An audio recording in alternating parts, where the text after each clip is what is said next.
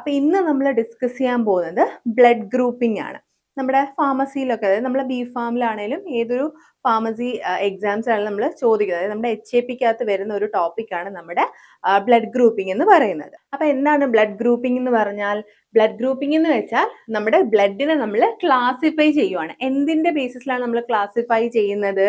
നമ്മൾ ഇതിനകത്തുള്ള, അതായത് നമ്മുടെ ബ്ലഡിനകത്തുള്ള നമ്മുടെ ആബ്സെൻസ് അല്ലെങ്കിൽ presence of specific antigen on the surface of RBC, അതായത് RBCയുടെ പുറമേ ഉള്ള സ്പെസിഫിക് ആന്റിജൻ, അതുപോലെ തന്നെ കറസ്പോണ്ടിങ് ആയിട്ടുള്ള ആന്റിബയോട്ടിക്സ്, നമ്മുടെ പ്ലാസ്മയിലുള്ള കറസ്പോണ്ടിങ് ആയിട്ടുള്ള ആന്റിബയോട്ടിക്സിന്റെ ബേസിസിലാണ് നമ്മൾ എന്ത് ചെയ്യുന്നത്?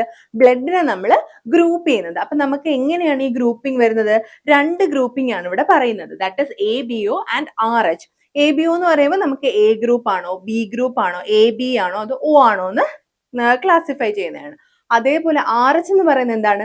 റീസസ് ബ്ലഡ് ഗ്രൂപ്പ് ആണ്. അതായത് നമ്മൾ പോസിറ്റീവ് ആണോ നെഗറ്റീവ് ആണോ എന്ന്. ഈ രണ്ട് രീതിയിലാണ് നമ്മൾ മേജർ ആയിട്ട് നമ്മുടെ ബ്ലഡിനെ നമ്മൾ ഗ്രൂപ്പ് ചെയ്യുന്നത്. അപ്പൊ എങ്ങനെയാണ് ഈ ഗ്രൂപ്പിംഗ് പോകുന്നത്? മെയിൻ ആയിട്ട് നമ്മുടെ ഒരു RBCയുടെ പുറമേ ഉള്ള സ്പെസിഫിക് ആന്റിജന്റെ പ്രസൻസ് അല്ലെങ്കിൽ ആബ്സെൻസ്, അതുപോലെ തന്നെ എന്താണ് കറസ്പോണ്ടിങ്, നമ്മുടെ പ്ലാസ്മയിലുള്ള കറസ്പോണ്ടിങ് ആന്റിബോഡീസിന്റെ പ്രസൻസും വെച്ചിട്ടാണ് നമ്മൾ ഈ ഒരു ഗ്രൂപ്പിംഗ് ചെയ്യുന്നത്. അപ്പൊ നമ്മുടെ ABO നോക്കാം. അപ്പൊ നമുക്ക് ഈ ഒരു ഗ്രൂപ്പിങ്ങിന്റെ ഇമ്പോർട്ടൻസ് എന്താണെന്നറിയോ?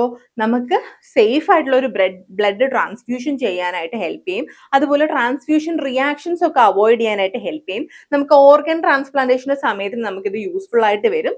അതുപോലെ തന്നെ എന്താണ്, നമ്മുടെ ഹീമോലൈറ്റിക് ഡിസീസ് എന്തെങ്കിലും ഉണ്ടെങ്കിൽ അത് ഡയഗ്നോസ് ചെയ്യാനായിട്ട് ഹെൽപ്പ് ചെയ്യും. അതുപോലെ തന്നെ നമ്മുടെ പ്രഗ്നൻസി സമയത്ത് RH ഇൻകോമ്പാക്റ്റബിലിറ്റി എന്തെങ്കിലും ഉണ്ടോ ഇല്ലെന്ന് ഡിറ്റക്ട് ചെയ്യാനായിട്ട് നമ്മുടെ ഈ ഒരു ബ്ലഡ് ഗ്രൂപ്പിംഗ് നമ്മളെ ഹെൽപ്പ് ചെയ്യും.